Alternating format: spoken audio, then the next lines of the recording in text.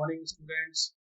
Welcome to the live session of daily newspaper analysis at Manulo classes. And I am Naresh Sharma, going to discuss with you the most important news selected from various newspapers, and those are important for your exams and with extra details which make the news relevant for your exams. Daily news analysis में date है आज 5th of December 2023 and I hope कि all of you are doing well and living a healthy and young life. आइए start करते हैं. First news हमारे पास क्या है, कल की न्यूज से ही रिलेटेड है. ये क्या है, साइक्लोन है एक. कल मैंने साइक्लोन के बारे में काफी डिस्कस किया था कि साइक्लोन क्या होता है, कैसे बनता है ना, और इसकी क्या मैकेनिज्म होती है. साइक्लोन की एक आई होती है, बताया था, और कैसे इससे जो है रेनफॉल वगैरह होती है. इवन इससे वो स्टॉर्म टाइप का भी आता है. तो अभी जो इसमें करंट न्यूज क्या है, जो साइक्लोन मिजोंग है, इसका नाम तो आपको पता ही है कि म्यांमार ने इस बार इसका नाम दिया है और इसने क्या किया है कि चेन्नई में इसने एकदम तबाही मचा दी. अभी तक जो इन्फॉर्मेशन है, 6 लोगों की इसमें जो है डेथ हो चुकी है और इसने याद दिला दिया है हमको जो हमारी हॉन्टिंग मेमोरीज थी 5th ऑफ मींस दिसंबर 2015 की.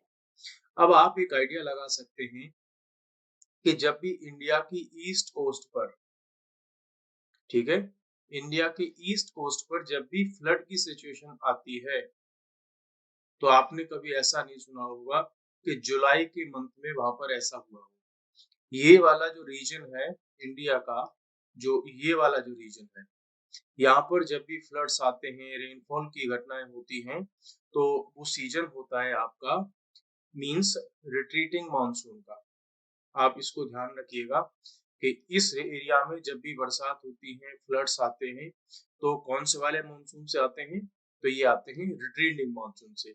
मींस ये जो लौटता हुआ मानसून है वापस होता है इंडियन ओशियन की तरफ, तो इन एरियाज में बरसात करते हुए जाता है और इस इन्हीं एरियाज में क्या बन जाते हैं, साइक्लोन्स बन जाते हैं, जिसकी वजह से बहुत ही ज्यादा हैवी डाउनपोर होता है, हैवी रेनफॉल होती है, अचानक से होती है.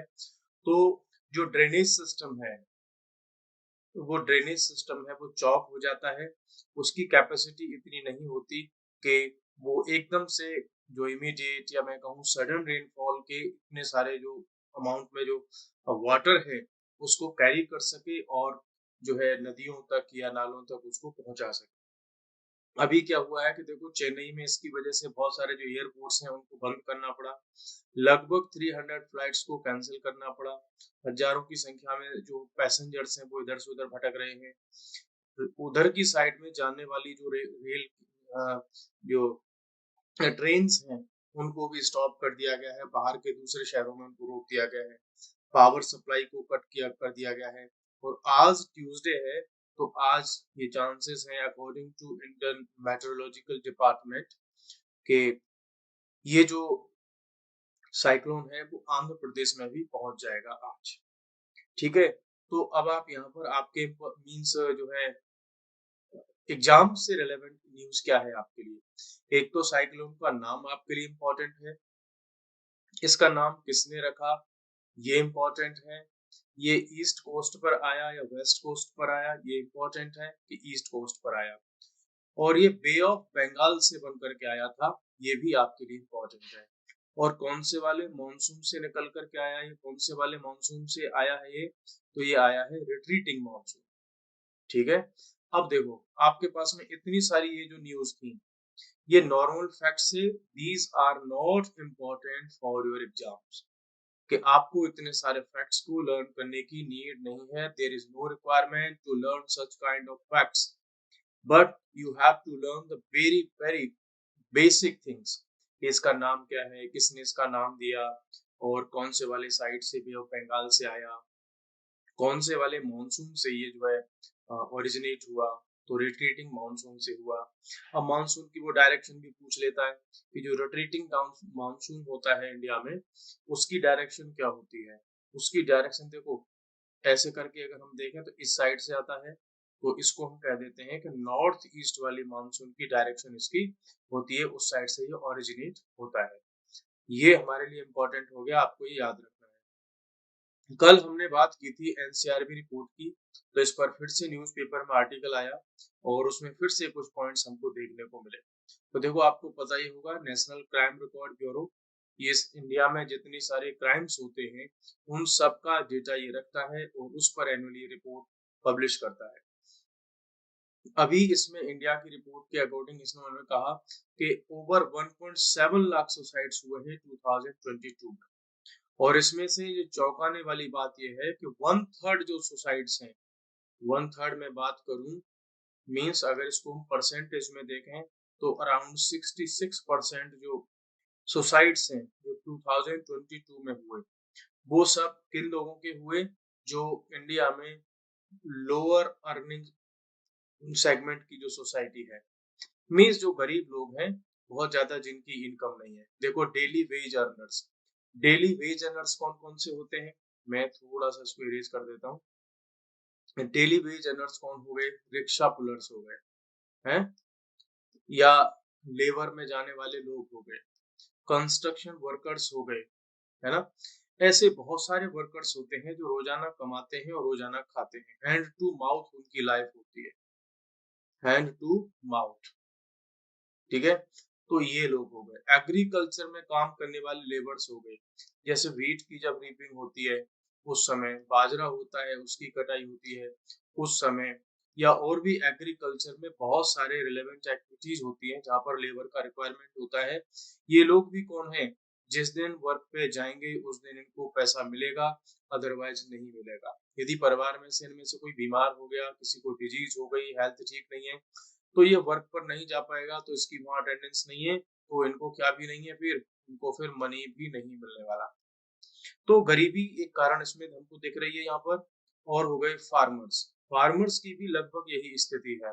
कैसे, देखो, ये जो फार्मर है इस देश का अन्नदाता है, मींस अन्नदाता मतलब जितना भी हम, आप या पार्लियामेंट में बैठने वाले लोग या कोई भी कुछ भी खाता है, उसका अल्टीमेट जो बेसिक प्राइमरी प्रोडक्शन है वो सब कहाँ से होता है, तो वो होता है आपका फार्मिंग सेक्टर से, एग्रीकल्चर सेक्टर से।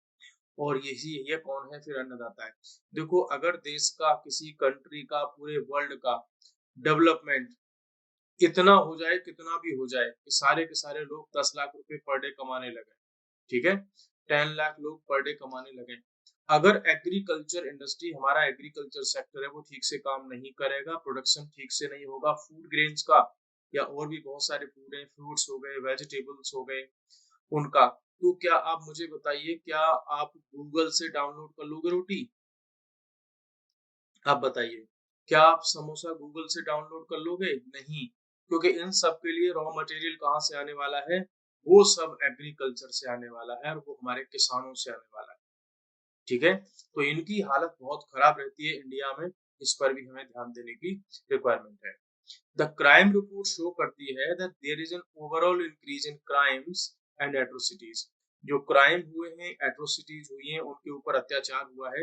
एट्रोसिटीज का मतलब किसके ऊपर, शेड्यूल्ड कास्ट के जो लोग हैं और शेड्यूल्ड ट्राइब्स के लोग हैं, उनमें एक ओवरऑल इंक्रीज हमको देखने को मिला है 2022 में। कौन कौन से स्टेट्स में स्पेसिफिकली, तो राजस्थान में, मध्य प्रदेश में, छत्तीसगढ़ में और तेलंगाना में।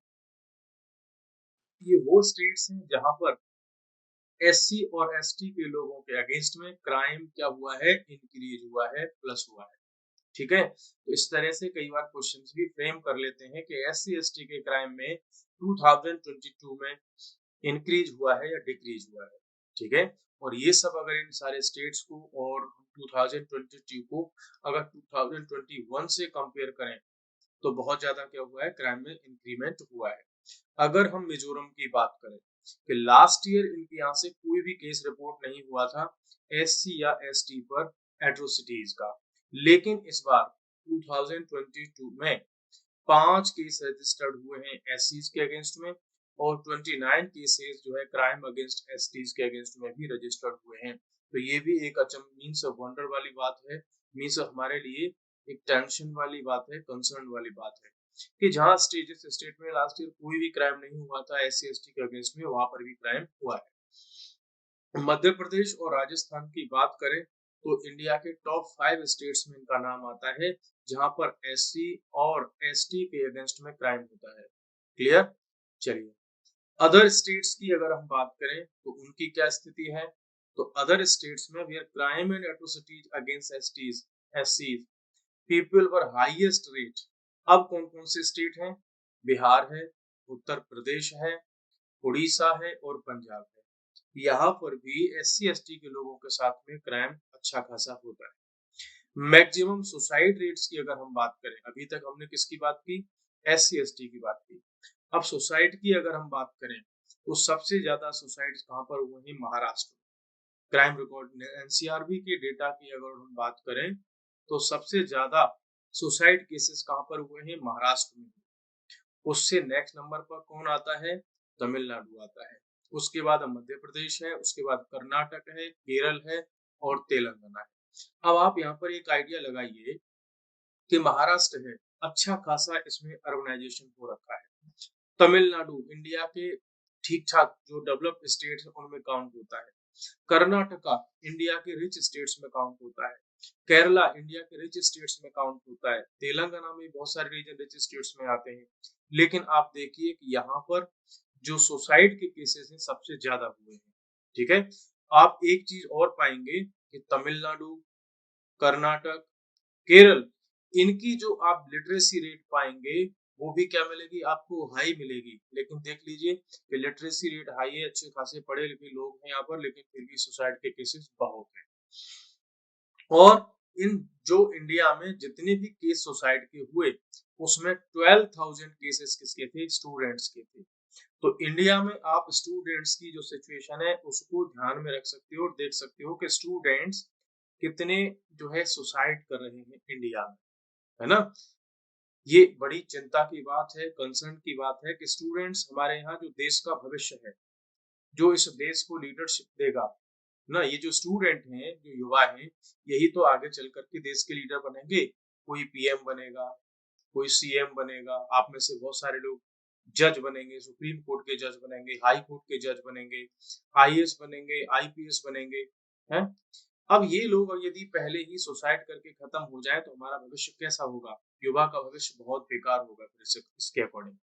तो इसके कारणों में एक चीज आती है कि जब ये हम स्टूडेंट्स की बात करते हैं तो स्टूडेंट क्या चाहता है? मार्क्स वगैरह को लेकर के बहुत चिंतित रहता है। जब उनका कहीं सिलेक्शन नहीं हुआ, अच्छी रैंक नहीं आई, तो उसके कारण भी सुसाइड करते हैं स्टूडेंट। और भी कई सारे लव अफेयर वगैरह की वजह से भी क्या कर लेते हैं? सुसाइड कर लेते हैं, जो कि बाहर निकल करके बातें नहीं आती। तो ध्यान में रखिए इन बातों को कि सुसाइड कभी भी किसी समस्या का समाधान बिल्कुल नहीं होता। सुसाइड जो है वो केवल कायरता को, कवर्डिस को क्या करता है? इंडिकेट करता है। कुछ ऐसे स्टेट्स हैं, certain states and union territories, namely जैसे वेस्ट बंगाल, बिहार, उड़ीसा, जो है उत्तराखंड, ये स्पेलिंग मिस्टेक है, Goa, Manipur, Mizoram, Tripura, Chandigarh, Delhi, Lakshadweep, Puducherry, reported zero suicides of farmers या कल्टीवेटर्स। इन स्टेट्स में फार्मर्स से रिलेटेड क्या नहीं हुई है? सुसाइड नहीं हुई है। ये आपको ध्यान रखने वाली बात है। हालांकि इतने सारे स्टेट्स को नाम को आप याद नहीं रख पाएंगे, लेकिन जनरल आइडिया आपको रहेगा। जैसे वेस्ट बंगाल हो गया, बिहार हो गया, उड़ीसा, उत्तराखंड, गोवा, मणिपुर, मिजोरम, त्रिपुरा, चंडीगढ़, दिल्ली। दिल्ली में तो बहुत ज्यादा किसान है भी नहीं, है ना। लक्षद्वीप, पुडुचेरी, तो यहाँ पर सुसाइड केसेस फार्मर्स के नहीं है। The report pointed out that most common causes for suicide, और जो कॉमन कॉजेज जो सुसाइड के हैं वो क्या क्या है? एक तो फैमिली प्रॉब्लम्स हैं और दूसरा है बीमारी, इलनेस। फैमिली प्रॉब्लम्स में तो सिचुएशन यहाँ तक पहुंच जाती है कि कुछ समय पहले एक IPS थे, उन्होंने भी सुसाइड कर लिया। ठीक है, और आप कारण जानेंगे तो आपको बड़ा अचंभा होगा कि इन IPS के साथ क्या था कि इन्होंने अपनी वाइफ से कहा शिवरात्रि वाले समय पर, शिवरात्रि या जन्माष्टमी का समय था, कृष्ण जन्माष्टमी, कि भाई आप आज के दिन जो है नॉन वेज वाला बर्गर मत खाइए। तो उन्होंने कह दिया कि मैं तो खाऊंगी। ठीक है, और ये व्यक्ति इतने आहत हुए कि इनके बात के लिए, सम्मान के लिए, भाई एक दिन नहीं खाती क्या दिक्कत थी? बोला मैं तो खाऊंगी। तो इस आईपीएस ने कहा कि तुम अगर नॉनवेज खाओगी आज कृष्ण जन्माष्टमी पर तो मैं जहर खा लूंगा, मैं पॉइजन ले लूंगा। और उनकी वाइफ ने नॉनवेज घर में मंगा करके खाया और इन्होंने क्या ले लिया, पॉइजन ले लिया, उसके कारण इनकी डेथ हो गई। देखो, ये वाली समस्या बहुत कई बार हमको देखने को मिलती है, ठीक है। तो अभी इसके लिए गवर्नमेंट या एनजीओ लेवल पर कुछ वेबसाइट्स वगैरह भी हैं, नंबर वगैरह भी हैं, जहां सुसाइडल टेंडेंसी के केसेस में लोग कांटेक्ट कर सकते हैं। जैसे कि संजीवनी एक प्लेटफॉर्म है, एक स्पेशल जो है संस्था है जो सुसाइडल टेंडेंसी के अगेंस्ट में काम करती है।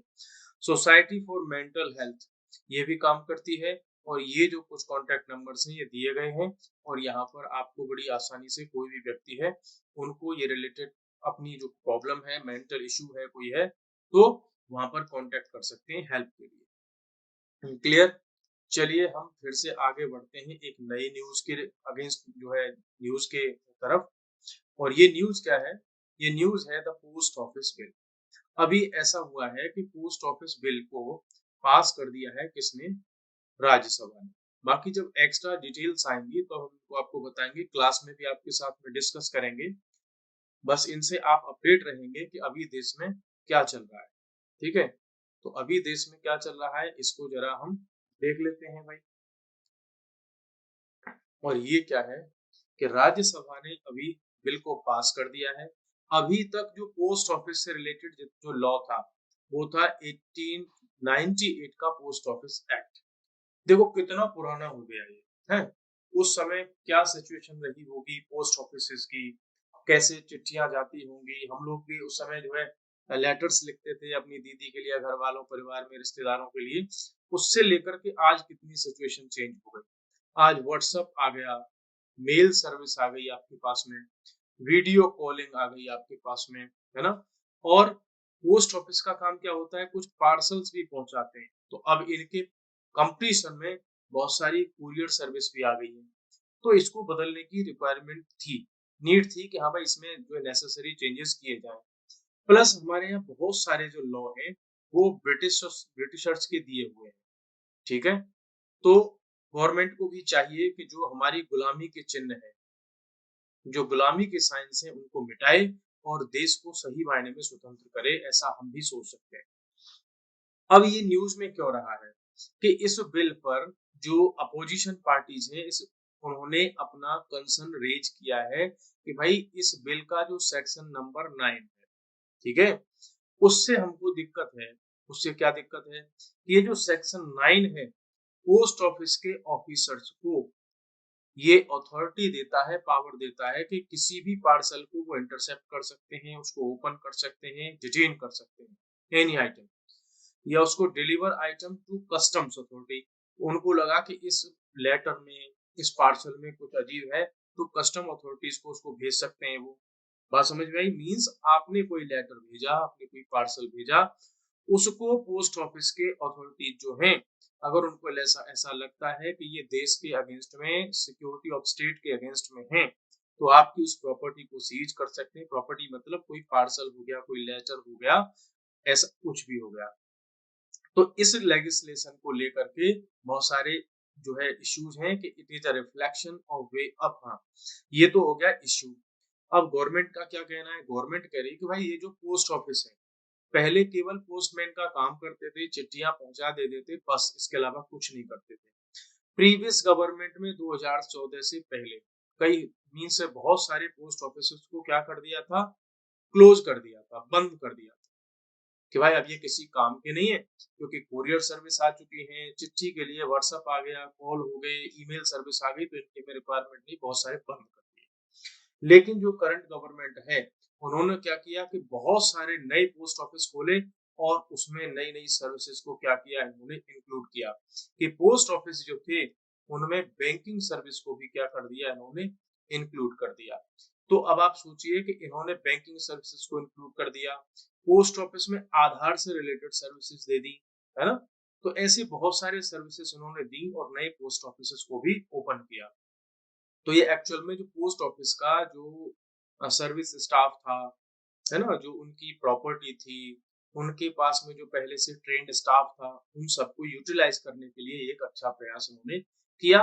लेकिन हाँ, इसको लेकर के कंसर्न है कि भाई आप पोस्ट ऑफिस की अथॉरिटीज को इतनी अथॉरिटी क्यों दे रहे हैं। ठीक है, हम भी चाहते हैं कि देश की सिक्योरिटी रहे, लेकिन अपोजिशन, हाँ अपोजिशन के वर्ड है मेरे नहीं, अपोजिशन कह रहा है कि हम भी चाहते हैं कि भाई देश जो है सिक्योर रहे, लेकिन देश की security, security of the state के नाम पर you should not provide unlimited authorities और power to government officers who can misuse the powers. ये उनका कंसर्न था। अब कल मनाया गया आपका क्या, navy day, 4th of December को। इससे अभी जो मोदी जी वहां पर गए, ठीक है, तो उसमें कुछ चीजें हुई, तो वहां से मैं आपको कुछ लिए आपके लिए कुछ पॉइंट निकाल करके लाया हूँ कि क्या क्या। इंडियन नेवी की जो रैंक्स हैं will be renamed according to Indian culture. अभी तक इंडियन आर्मी वगैरह में, इंडियन नेवी में जहां भी हम नाम देखते हैं रैंक्स का, कहीं लेफ्टिनेंट का नाम देख रहे हैं, कहीं कैप्टन का नाम देख रहे हैं, कमांडोर, कोमोडोर, ऐसे जो नेम देख रहे हैं, गवर्नमेंट का कहना है कि इन सब का नाम इंडिया के अकॉर्डिंग रखा जाएगा, ना कि ब्रिटिश जो कल्चर था उसके अकॉर्डिंग। प्लस उन्होंने ये भी कहा कि हम नेवी में महिलाओं की संख्या बढ़ाएंगे, डिफेंस फोर्सेस में भी उनकी संख्या हम बढ़ाएंगे। और उन्होंने कांग्रेचुलेट किया मोदी जी ने किसको, नेवी को, कि आपने इंडिया की पहली महिला कमांडर को एक शिप का कमांडर बना करके आपने क्या किया है, अपॉइंट किया है। तो ये आपके लिए इंपॉर्टेंट पॉइंट हो गया कि यहाँ से क्वेश्चन बन सकता है। तो इंडिया की पहली वुमेन कमांडर कौन है, प्रेरणा देव साथले, ठीक है। और ये पहली फर्स्ट लेफ्टिनेंट कमांडर है किसकी, वारशिप की, और वारशिप का नाम क्या है, आईएनएस चेन्नई। अब देखो 3-4 फैक्ट हमको यहाँ से मिल गए जो हमारे काम के। ये इंडिया की पहली वारशिप की महिला कमांडर कौन है, वो है प्रेरणा देवस्थले। और ये कौन से शिप की जो है लेफ्टिनेंट कमांडर है, तो ये है आईएनएस चेन्नई। क्लियर, ध्यान रखना है। और वो मुंबई की रहने वाली हैं, उन्होंने इंडियन नेवी को 2009 में ज्वाइन किया था।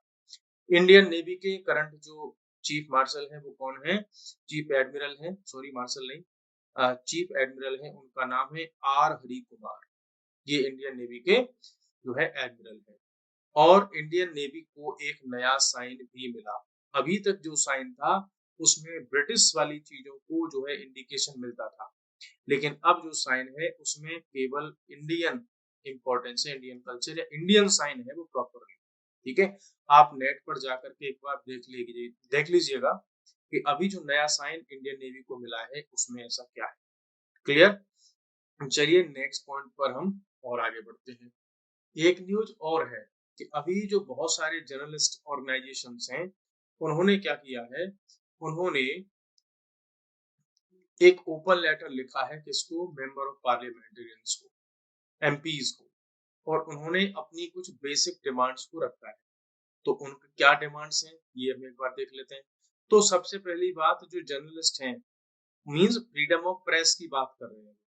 अब आपको पता होगा कि freedom of press fundamental rights में आर्टिकल 19 के सब आर्टिकल 1 के सबसेक्शन 1 में आती है। क्लियर, और यहाँ से ही स्पेशली हमको जो right to freedom of speech and expression है उसी में प्रेस की फ्रीडम को क्या किया गया है, इंक्लूडेड।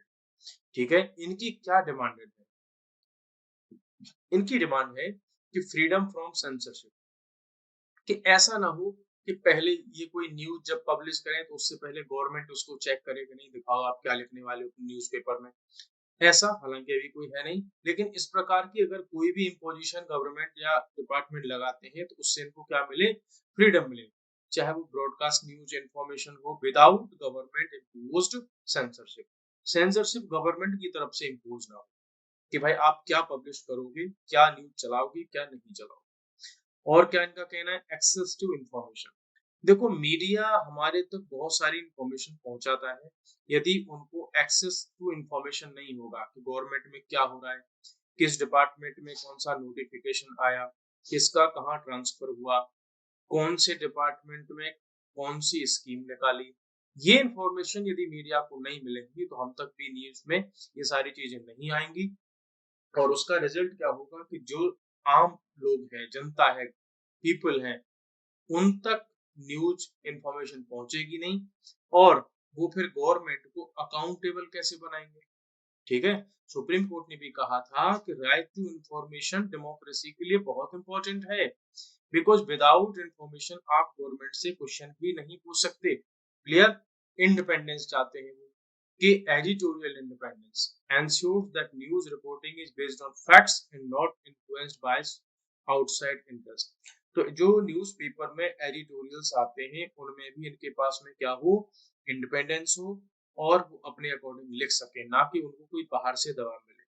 प्रोटेक्शन ऑफ सोर्सेज, देखो जर्नलिस्ट के पास में जो इंफॉर्मेशन आती है उनके बहुत सारे सोर्सेज होते हैं सारे डिपार्टमेंट्स में, वहां से इंफॉर्मेशन ये निकलवाते हैं और उसके बेसिस पर चीजों को बाहर लाते हैं। और ये कई बार क्या करते हैं जो जर्नलिस्ट हैं, वो विशिल ब्लोअर्स का काम करते हैं। जैसे कहीं पर करप्शन के केस, कोई करप्शन का केस आया, ठीक है, करप्शन का यदि कहीं केस आया तो ये क्या करेंगे, उसको न्यूज में चलाएंगे, उसका वीडियो बना लेंगे। अब यदि इनकी प्रोटेक्शन नहीं होगा, है ना, इनको जो जर्नलिस्ट हैं उनको हम लाइफ सिक्योरिटी नहीं देंगे, उनको सिक्योरिटी नहीं देंगे, उनके जो सोर्सेज हैं जो उनको इन्फॉर्मेशन देते हैं उनकी सिक्योरिटी अगर हम नहीं देंगे, तो क्या करप्शन करप्शन के खिलाफ ये जो मीडिया है लड़ पाएगा? नहीं लड़ पाएगा। तो ये इनकी एक और डिमांड है। प्लूरलिज्म एंड डाइवर्सिटी मींस ये कहते हैं एक ही तरह का मीडिया ना हो, सारी तरह के मीडिया हो, सारी तरह के बहुत मींस डिफरेंट टाइप्स के जो जर्नलिस्ट हैं हों, डिफरेंट टाइप्स के मीडिया हाउसेस हों, there should be different opinions, different ideologies, different view points, different kind of debates and discussions, है। तो बहुत कुछ ऐसा हो वो एक ही तरह का ना हो। फिर क्या कहते हैं कि accountability, the media should hold those in power accountable, means जो गवर्नमेंट एजेंसीज हैं, गवर्नमेंट डिपार्टमेंट्स हैं, गवर्नमेंट के जो ऑफिसर्स हैं, वो अकाउंटेबल होने चाहिए जनता के लिए। और मीडिया यदि उनसे इंफॉर्मेशन मांगता है तो वो इंफॉर्मेशन दें उनको। मींस यदि आप खुद सोचिए कि कोई कलेक्टर है, कोई आईपीएस ऑफिसर है, वो अपनी मन मर्जी अगर कर रहा है, उससे कोई क्वेश्चन पूछने वाला नहीं है, उसको न्यूज में शो करने वाला नहीं है, उसके करप्शन को, उसके मिसबिहेवियर को, उसकी इनकैपेसिटीज को, है ना, उसके करप्ट बिहेवियर को, तो वो तो फिर मनमाना काम करेंगे, है ना। तो ये किसी भी गवर्नमेंट में, किसी भी डेमोक्रेसी में, it is important that the government authorities should be accountable to media and to people. Next आपके पास में न्यूज है, इसको पहले भी हमने डिस्कस किया था, फिर से आपको बता देता हूँ थोड़ा सा, कि जो बहुत सारे सिविल सोसाइटी लीडर्स हैं लद्दाख से, उन्होंने फिर से रिप्रेजेंटेशन अपना दिया है किसके पास में, होम मिनिस्टर के पास में। तो minister of state of for home affairs हैं उनके पास में, उनकी फिर से क्या डिमांड क्या है, वो कहते हैं कि हम जो डिसएम्पावर हो रखे हैं, हमको लोकल जॉब्स में कुछ रिजर्वेशन जैसा कुछ दो, हम पर भरोसा क्यों नहीं कर रहे हो हमारे यहाँ के लोगों को।